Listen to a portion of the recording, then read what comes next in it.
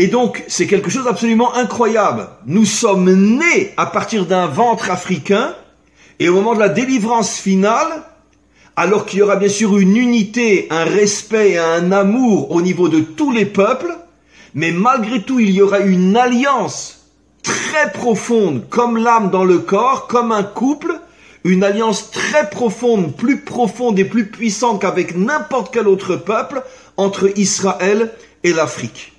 C'est quelque chose de fou ce que je vous explique. Et je vais expliquer encore d'autres choses que vous allez comprendre. Maintenant, je voudrais juste ouvrir une parenthèse.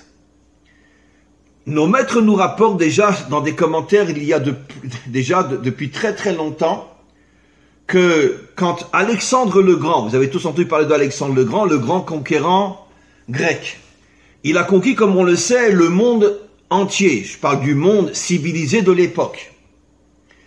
Et la dernière étape où il a été, c'est écrit dans le Talmud et dans d'autres textes, donc des textes qui datent de plus de 2000 ans, que la dernière étape où il a voulu continuer sa conquête, c'était en Afrique.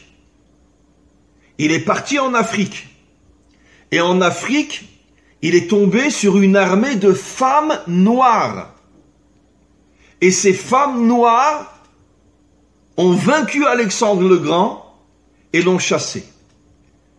Ça veut dire que c'est quelque chose de fou. Alexandre le Grand, le plus grand conquérant de l'histoire pratiquement humaine, s'en va en Afrique, il tombe sur une armée de femmes et il est repoussé par cette armée de femmes. Qu'est-ce qu'on comprend? Quel est le message? Et je vais expliquer dans quelques instants